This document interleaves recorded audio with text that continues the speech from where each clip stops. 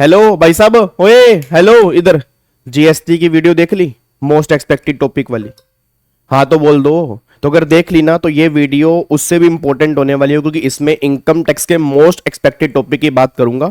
और total 11 topics हैं जो इनकम टैक्स के लिए बहुत जरूरी हैं। वो 11 टॉपिक अपने बहुत बढ़िया तरीके से करके जाने कि हर चैप्टर में ऐसे कौन कौन से टॉपिक हैं जो आपके लिए एग्जाम के लिए मोस्ट इंपॉर्टेंट है।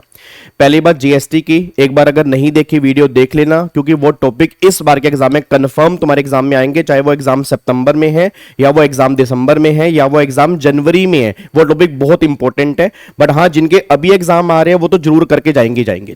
क्या बात समझ में आ रही है? अब एक बार यहां पे चेक करते हैं कि इनकम टैक्स में कौन कौन से टॉपिक जो है वो मोस्ट इंपॉर्टेंट होने वाले हैं।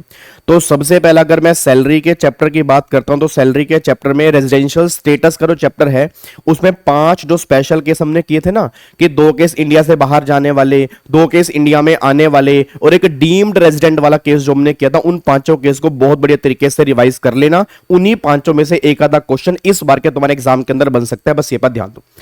अगला फिर अगर मैं सैलरी की बात करता हूं, सैलरी में ग्रेचुटी को सही ढंग से पढ़ लेना, पेंशन वाला टॉपिक सही ढंग से पढ़ लेना, लीव इनकैशमेंट वाला एक बार कर लेना, फिर मोटर कार फैसिलिटी जो इस बार मुझे कंफर्म है तुम्हारे एग्जाम के अंदर आएगा, आरपीएफ वाला टॉपिक, आरपीएफ इवन आरपीएफ के तो भी हम शाम को क्वेश्चन भी कर रहे हैं। नोट फॉर ऑल वाली सीरीज में हमने आरपीएफ वाला क्वेश्चन भी किया, तो आरपीएफ वाला एक बार रिवीजन कर लेना। एचआरए एक बार सही ढंग से पढ़ लेना, फिर चिल्ड्रन एजुकेशन फैसिलिटी ये एक बार सही तरीके से पढ़ लेना, और एक प्रोफेशनल टैक्स वाला पॉइंट एक बार सही तरीके से पढ़ लेना। ये टॉपिक ऐसे हैं जो आपके एग्जाम के लिए मोस्ट इंपोर्टेंट। अब वैसे तो और भी टॉपिक है, मेडिकल फैसिलिटी हो गया, एलटीसी हो गया, आरएफए हो गया, मतलब और भी काफी सारे हैं, बट ये टॉपिक ऐसे हैं जो आपको इग्नोर नहीं करके जाने इस बार के एग्जाम के लिए, बस ये पर ध्यान दो। उसके बाद अगर मैं हाउस प्रॉपर्टी की बात करूंगा तो हाउस प्रॉपर्टी में पोर्शन वाइज जो क्वेश्चन होता है ना, पोर्शन वाइज की आधा पोर्शन लेट आउट है, आधा पोर्शन सेल्फ ऑक्यूपाइड है, तो सेल्फ ऑक्यूपाइड में म्युनिसिपल टैक्स माइनस नहीं करने होते, लेट आउट वाले में करने होते हैं, तो फिर इंटरेस्ट को बाइफर्केशन करते हैं। वो तो मतलब वो पोर्शन वाला क्वेश्चन जो है वो आपने सही तरीके से पढ़ के जाना है, और डिफॉल्ट स्कीम में क्या ट्रीटमेंट होता है और नॉर्मल स्कीम में क्या ट्रीटमेंट होता है वो भी एक बार देख लेना हाउस प्रॉपर्टी के अंदर। उसके बाद अगर मैं पीजीपी की बात करूंगा, सेक्शन 43B डिडक्शन जो मिलती है वो पेमेंट बेस्ड मिलती है, एक बार वो देख लेना। फिर 41 और 1 वो टीडीएस काटना जरूरी है, नहीं तो 30% और 70% और वो 100% आर और एनआर वाले केस में एक बार वो देख लेना। 48(3) वो 10,000 रुपए की लिमिट होती है और 35,000 रुपए की लिमिट होती है ट्रांसपोर्टर वाले केस में। 40B पार्टनरशिप फॉर्म वाला, याद है पहले 6 लाख के बुक प्रॉफिट तक, फिर अगले 6 लाख के बाद वो पॉइंट साइडिंग। फिर 44AD presumptive taxation for business, 44AD है presumptive taxation for professional, 44AB audit वाला, डेप्रिसिएशन में एक तो प्लांट एंड मशीनरी वाला केस जहां 15% और एक कंप्यूटर वाला केस जहां पे 40% है। इनको आपने सही तरीके से एक बार रिवाइज करके जाना है, बस ये पर ध्यान दो। फिर अगर कैपिटल गेन की बात करूंगा तो कैपिटल गेन में सेक्शन 50C सबसे इंपॉर्टेंट है, सेक्शन नंबर 50C वो स्टैंप ड्यूटी वैल्यू वाला, ठीक है। फिर 50B स्लम सेल की टैक्सेशन, 51 एडवांस मनी फॉरफिटेड वाला, 45(2) conversion of capital asset into stock in trade, और 54 जो एग्जम्पशन वाला है, एग्जम्पशन के अंदर भी मोटा मोटी 54 इंपॉर्टेंट है, 54EC इंपॉर्टेंट है और 54F इंपॉर्टेंट है। ये तीनों जो है वो बहुत इंपॉर्टेंट है।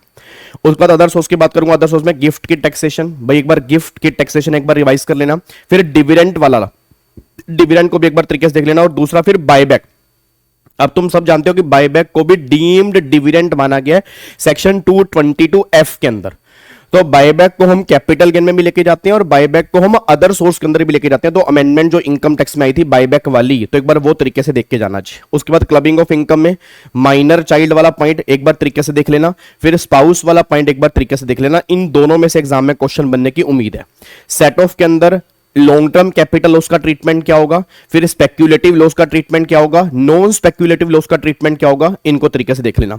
रिटर्न ऑफ इनकम में अपडेटेड रिटर्न वाला तरीके से पढ़ के जाना। फिर पैन कार्ड वाला कहां कहां पैन कार्ड की रिक्वायरमेंट होती है वो तरीके से पढ़ लेना, और लेट रिटर्न वाले केस में क्या क्या कॉन्सिक्वेंस होंगे एक बार वो तरीके से पढ़ लेना।